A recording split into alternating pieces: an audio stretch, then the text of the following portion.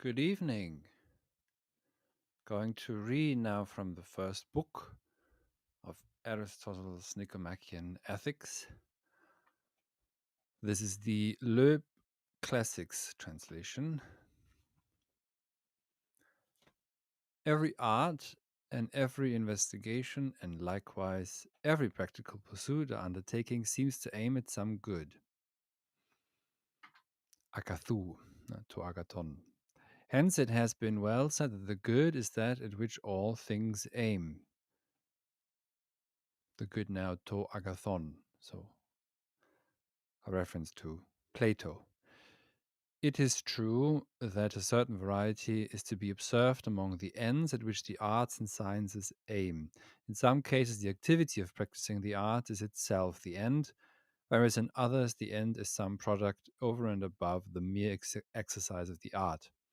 And in the arts whose ends are certain things beside the practice of the arts themselves, these products are essentially superior in value to the activities. Now, already here, in only a few lines at the very beginning of the Nicomachean Ethics, we have some crucial distinctions and also questions that Aristotle poses for the entire project, the so called Nicomachean Ethics, which may have been written either for his father or for his son, or dedicated to, or maybe edited by his son, who were both called Nicomachos. So, um, what we have here now is a reference, of course, to the good, and also to perhaps a bit later on to the good life, to eudaimonia or daimonia, the well-spiritedness, well-roundedness, all things that we will discuss at the course on Aristotle's Nicomachean Ethics,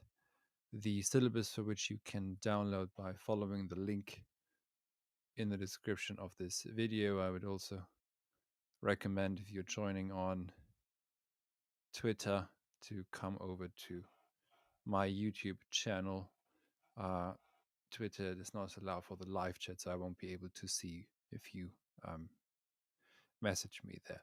So, what we have here now is the good as a telos, and uh, the question that Aristotle poses right in the beginning does not make it seem very much as though this were a virtue ethics, but more teleological ethics. But what the exact differences are and how to address Aristotle this text specifically is what we will discuss at the course in great detail. I don't think that the Procrustes bed of pushing Aristotle into virtue ethics, especially in the contemporary sense, helps us very much. If I can just perhaps tell you a brief anecdote, when I learned ancient Greek at school a few decades ago, there were a couple of words that we were not really supposed to translate. And one of them was arete.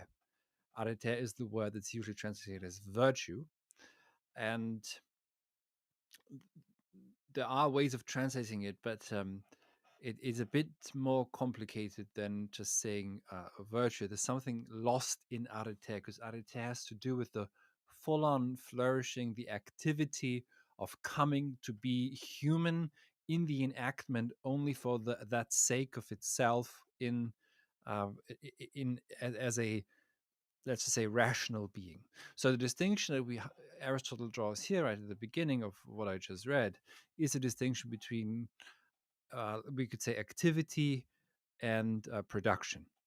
And um, to use the standard or action and production English translations, and to say the obvious, a product is where a production is where you do something for the sake of something other. You make a table, for example, and activity for Aristotle is, properly speaking, that which is done for itself, and the enactment for itself.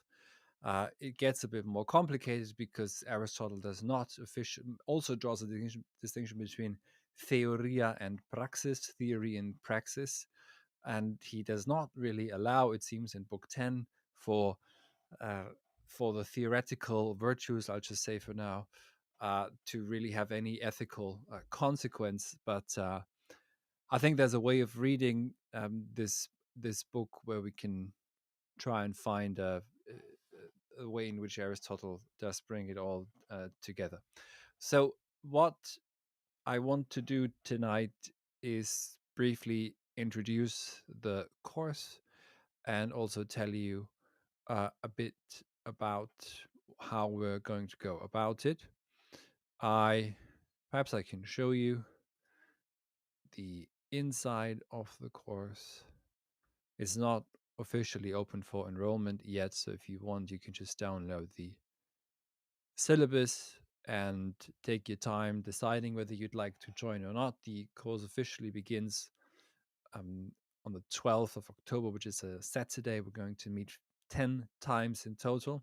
The first lecture actually will be on Aristotle, but it will be specifically, I can show you, it will be on Greek thinking or maybe Aristotelian thinking by fundamental concepts. So we're going to look at some of the most important Aristotelian concepts, for example, the word psyche or psyche, soul, which is to some degree related to Plato's understanding of the soul, but then not as metaphysical as Plato's. There's no immortal soul in Aristotle. The soul for Aristotle is a principle of life or of vitality. When you die, your soul dies with you. But as you have a soul, so also a plant has a soul, for example, I should point out. So but we could also say that the soul is the form. And I should say this again to anyone who is joining here from on Twitter. It might be a good idea to come over to YouTube. There will be I will be able to respond to your questions. I don't think I can see if you leave a comment. So this is the inside of the course. If should you decide to enroll at the future point when we open enrollment, so we're going to look at the good. Maybe I'll just show you the lectures. I went to Athens for this. You can see the Acropolis there behind me, and so I recorded all of the lectures in either in my apartment there or around Athens, for example. This one here was recorded in the ancient agora of Athens. So this is the one on friendship. If you So the lectures are not that long; they're more or less just guidance. I'm focusing in the lectures quite a bit on the distinction between theoria and praxis. I also focus on the importance of scolaire, uh, which we could translate as leisure.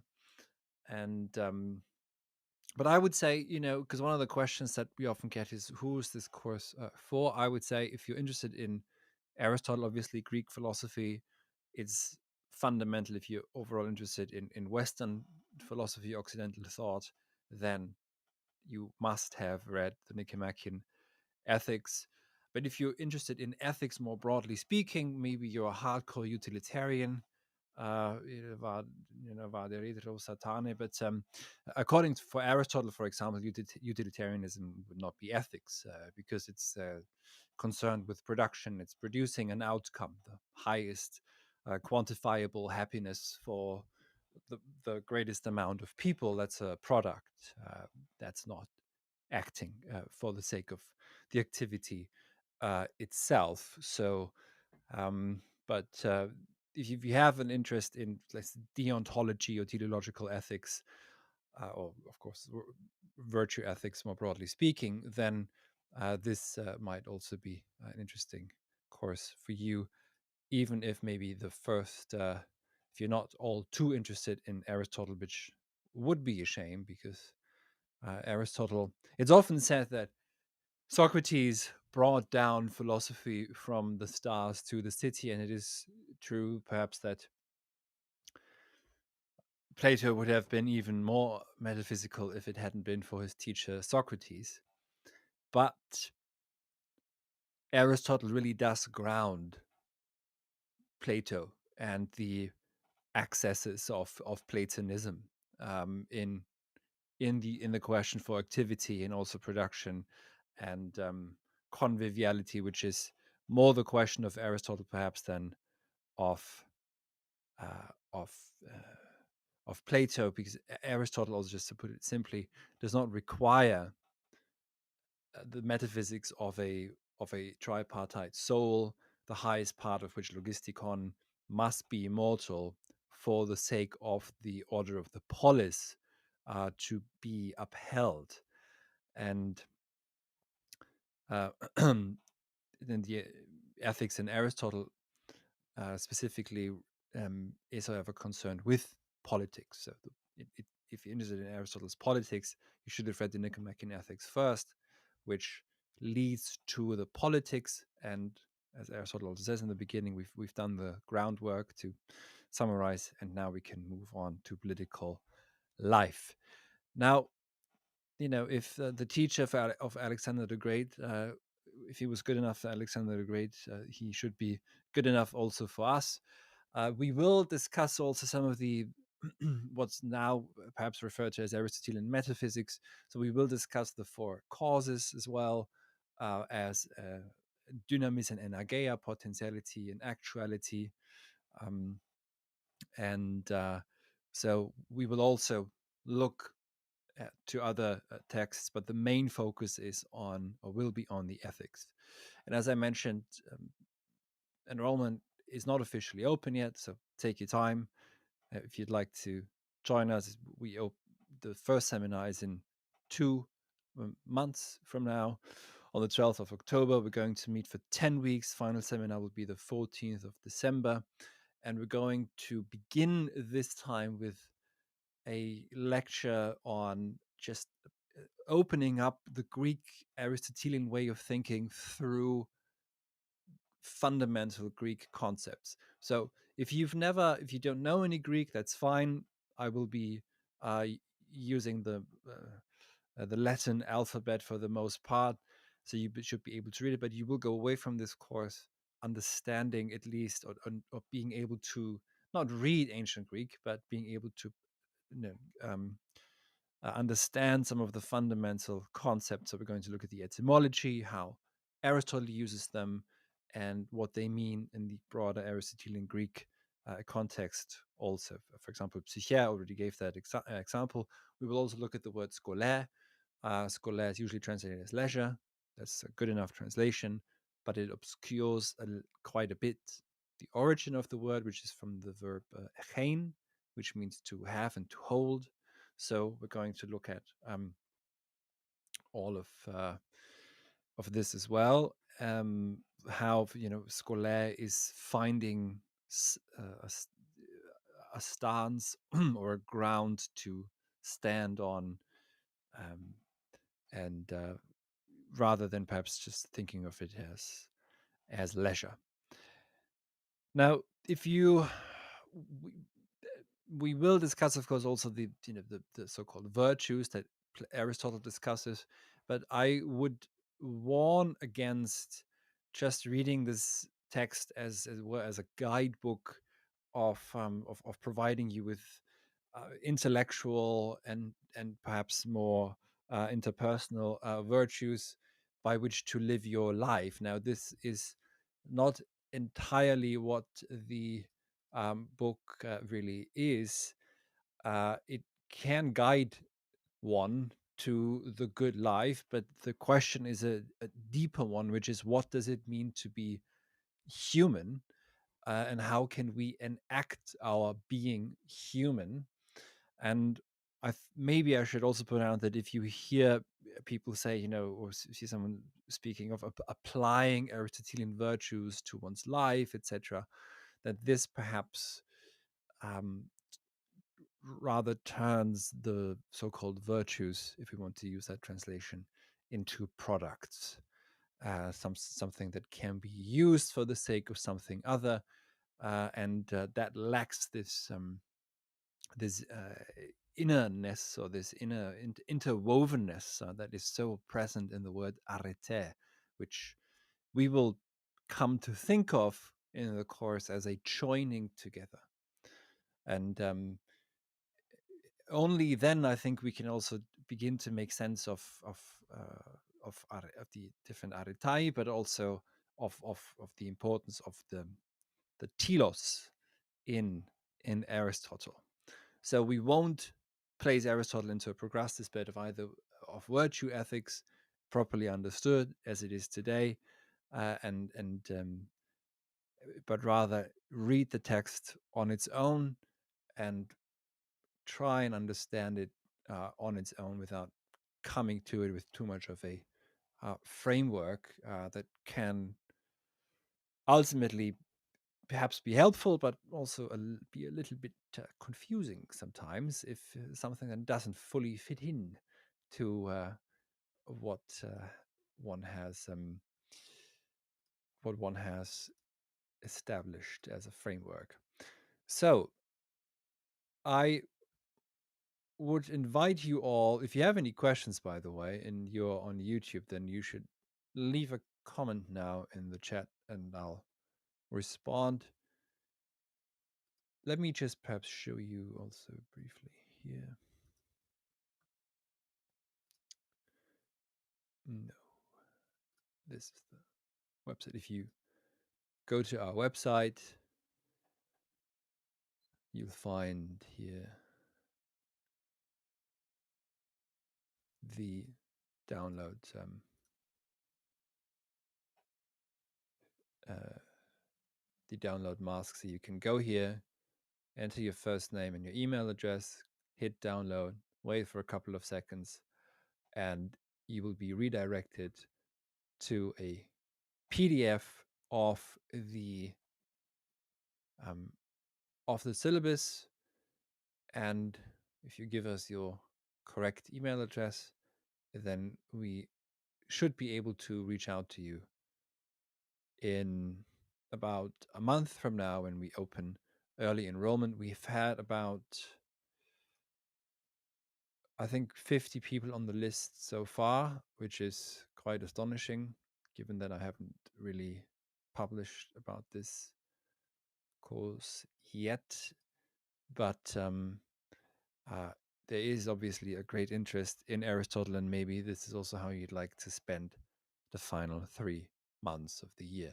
At the final session, as always, the 10th seminar is the conference or symposium where participants of the course where you may present your own work, should be loosely based on Aristotle and what we discuss here.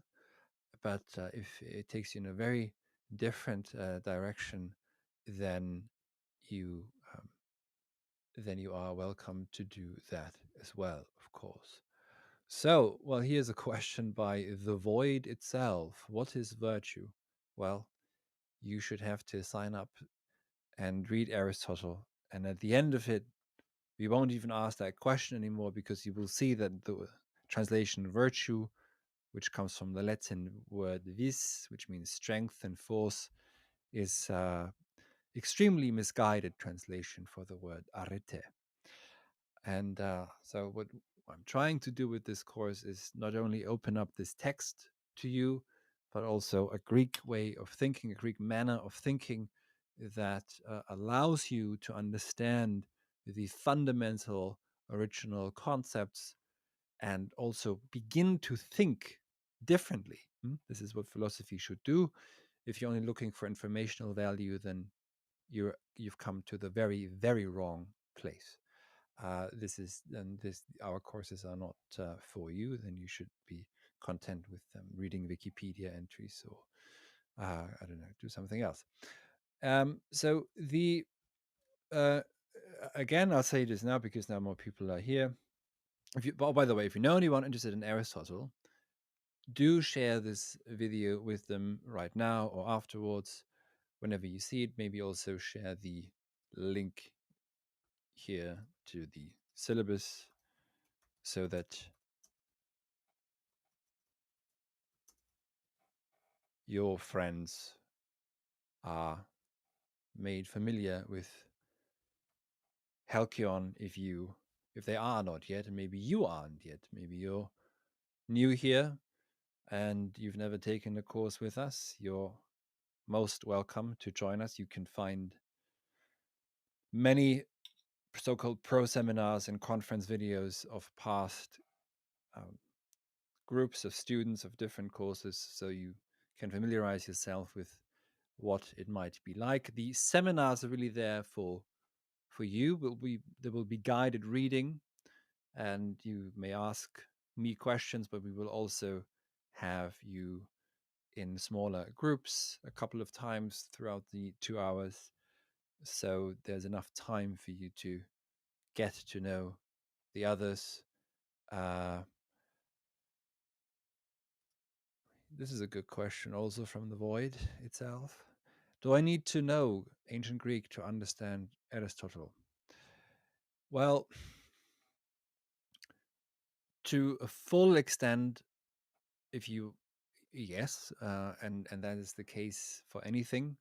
If you want to understand physics, you will have to understand the theories that underline it. It's not enough just to read about it. You will have to understand also the mathematics that underlie the specific physical theory that you're interested in. Um, but if you don't know any ancient Greek, as I said in the beginning, if you come to this course, we will go about this by considering the original Greek words first. So uh, it is we're going to go about this by opening up the text itself, by opening up the words themselves. We won't be translating from the ancient Greek, so we won't be going through this. But I will, from time to time, of course, look at the Greek. I've got the Greek here. I have different translations also. Um, so you will go away from this course, whether you take it as self-study or in the seminars, understanding, having a feeling for the Greek language, and hence also for Greek thinking a bit more. So we won't just uh, again use already well-established translations for everything, just so that we didn't have a concept under which we can imagine something immediately. I think that that's to the detriment of philosophy, of thinking, and quite harmful, especially in the so-called information age that predicates itself on speed and acceleration, and acceleration of translation, in which meaning and significance go completely lost. So we will be reading this in the spirit of scolaire, that is the spirit of, we could say, the ordinary translation, leisure, but also sufficiency, slowness, and uh, uh, hence a ground on which to stand and die. So, if you have any more questions, please let me know now, because I will be disappearing into the night very soon. If you would like, you may download the syllabus now, and please also share this link with others. Uh, oh, there's someone saying that, oh, you're going to Athens. That's wonderful. Def null. Maybe you can join us as well, as we're reading this in the fall. I will be in Athens as well with the group for 4 days, sometime in October. Um, okay, so specific questions on the book. I mean, there are reasons why certain books are not mentioned in the course, but this is something that we will discuss once we are there. Um, the Again, this course is concerned for the most part with the question of the distinction between theoria and praxis, as well as action and production, as well as uh, the importance of scolaire and the enactment. So we're not going to go over every single virtue and all the moral virtues, etc. That's not the point of this course. That's something that can be done on its own, but the gist of the text is somewhere else. Yeah. And this is where perhaps then some might not want to join. That's fine.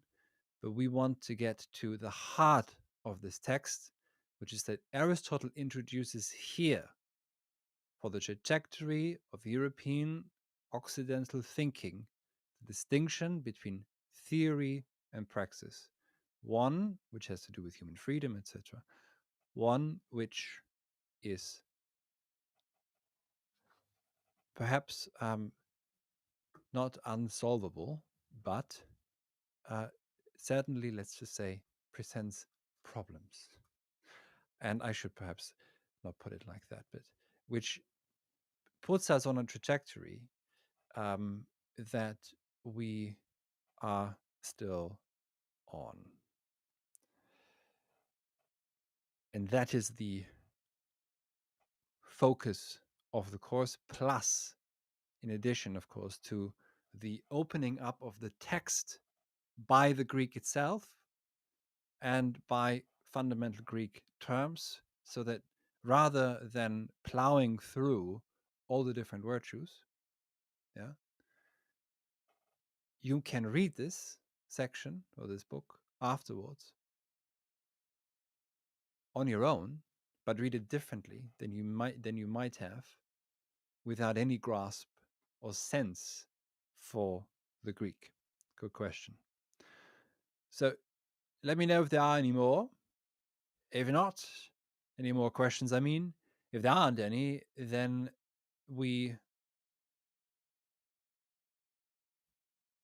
I shall retire very soon, and we will be in touch. You'll get an email once we open enrollment, which will be in a month from now or so. Interest has been very high. We limit the seminars at about 35 people or so, depending. That's usually a good number for these bigger courses. And okay, I don't think there are any more questions for now. Excellent. So, again, thank you very much for listening. Do share this video with others and share the link as well if you have a friend who is interested in Greek philosophy, in ethics, in Aristotle, in Plato. Maybe your friend is a hardcore Platonist and needs a good um, needs to come down and be grounded again. But as you can see, Aristotle on some way wants to ground the good in oidaimonia, but at the same time introduces this radical distinction between theoria and praxis, which has left scholars and thinkers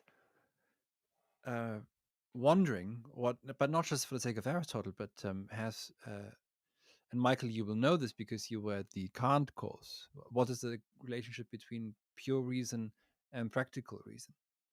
That is a continuation of this issue, yeah.